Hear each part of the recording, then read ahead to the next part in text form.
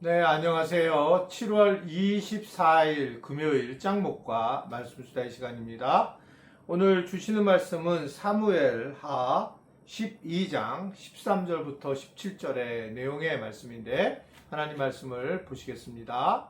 다윗이 나단에게 이르되 내가 여호와께 죄를 범하였노라 하매 나단이 다윗에게 말하되 여호와께서도 당신의 죄를 사하셨나니 당신이 죽지 아니하려니와 이 일로 말미암아 여호와의 원수가 크게 비방할 거리를 얻게 하였으니 당신이 낳은 아이가 반드시 죽으리이다 하고 나단이 자기 집으로 돌아가니라. 우리아의 아내가 다윗에게 낳은 아이를 여호와께서 치심에 심히 앓는지라.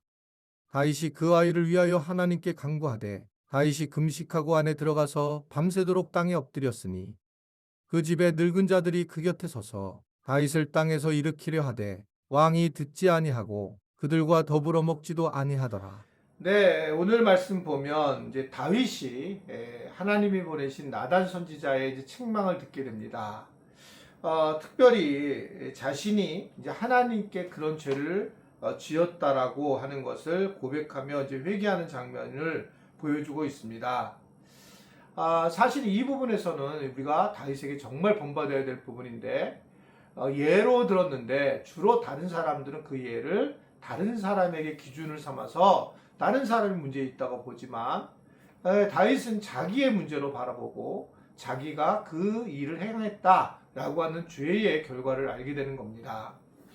저는 정말 그렇게 생각해요. 설교를 들을 때에 이 설교가 다른 사람에게 좀 들었으면 좋겠다. 이거는 악한 영이 하는 짓이라고 생각합니다.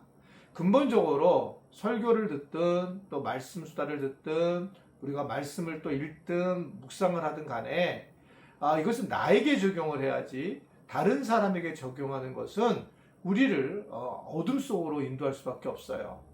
그러니까 어떤 문제가 생길 때에 어디가 다른 사람이 문제고 누가 문제고 교회가 문제고 이렇게 되게 되면 해결할 건 하나도 없이 분노하게 되고 그리고 이 부분에 대해서 더 속상해지는 그런 상황밖에 될 수밖에 없습니다. 그래서 항상 내가 도대체 왜 이렇게 되었는지를 판단해야 되고 하나님 앞에 서 나가는 것이 굉장히 중요한데 오늘 다윗이 그런 모습을 보이는 거예요. 다윗이 이것은 내 문제라고 하는 것을 얘기하는 겁니다. 결국 이 나단은 그의 모습을 보면서 하나님 주신 마음을 가지고 다윗의 죄가 해결됐다는 것을 선포하게 되지만 결국 이 부분에 대해서는 어떤 결과물에 대해서는 분명히 다른 부분이라는 걸 얘기합니다. 죄는 해결되었지만 나중에 태어날 우리아의 아내에게서 태어날 아기는 죽게 될 거다라고 하는 엄청난 이야기를 하는 겁니다. 결국 이 하나님이 보시는 입장에서는 죄는 용서를 해주지만 그것에 대한 죄에 대한 대가는 지불을 하게 되는 것을 보게 됩니다. 그래서 우리는 이 땅에서 굉장히 어려움을 당하고 사는 그런 모습을 볼 때가 많습니다. 결국은 이러한 죄에는 최종적으로 하나님의 거룩한 성품에 멀어지는 부분이기 때문에 우리가 죄를 회개하면 하나님은 용서해 주시기는 하지만 그럼에도 불구하고 그 결과에 대해서는 하나님의 판단이 심판이 있다는 걸 우리가 너무나도 잘 아는 겁니다. 본질적으로 우리가 예수님을 믿고 구원을 받습니다. 근데 이 구원을 받는 걸 끝마쳐야 되는데 성경은 이제 심판이 있다라는 걸 얘기를 해요. 심판. 그러니까 우리가 죽고 나면 우리가 지금까지 살아온 모든 것에 대해서 심판을 받게 되는 상황이 되는 것은 분명하다는 겁니다. 물론 예수 그리스도를 믿음으로 우리가 모든 죄의 문제는 해결이 되지만 그러나 우리가 이 땅에서 행했던 열심과 또 하나님의 마음을 향했던 것들 많은 우리가 특별히 복음을 전하거나 애를 썼던 것에 대해서는 성경 자체는 그걸 무시해버리지 않아요. 우리는 어떻게 생각할지 모르지만 저는 이것을 좀 약간 거북하게 생각하는데 사실은 우리가 죽어서 의의 면류관과 생명의 면류관이라는 것을 얻게 된다. 이렇게 이제 얘기를 하잖아요. 물론 나는 정말 그럴까 천국이 그럼 천국이 아닐 텐데 이런 생각 근본적으로 갖고 있지만 성경 자체는 다르게 반응할 거다.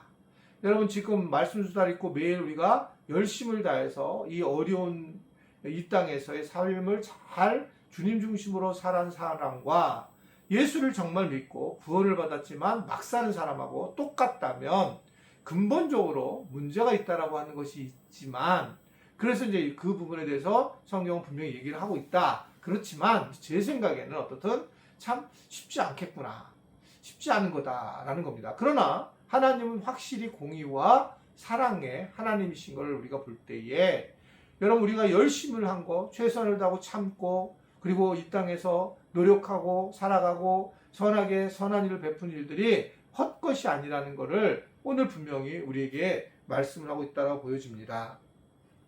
실제로 그래서 결국은 이 우리아의 아내 밧세바를 통해서 낳은 아기가 결국 죽게 되었고, 이 일을 통해서 막 다윗이 밤새도록 눈물을 흘리고 간구했죠. 부르짖었죠. 그리고 그렇지만 결국 하나님께서 그를 데리고 가는 그런 상황을 가지고 있는 걸 볼 수가 있습니다.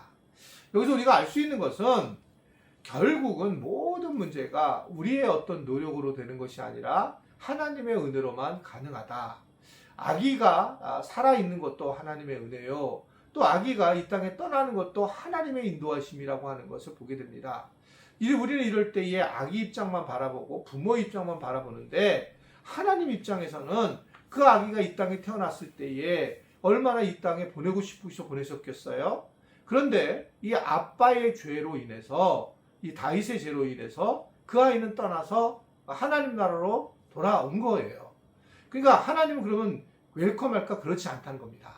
그래서 하나님 우리의 죄를 짓는 것을 보게 되면 하나님은 아파하시고, 하나님도 그 일에 어떻게 보면 피해자인 경우를 오늘 우리에게 전해주고 있는 겁니다.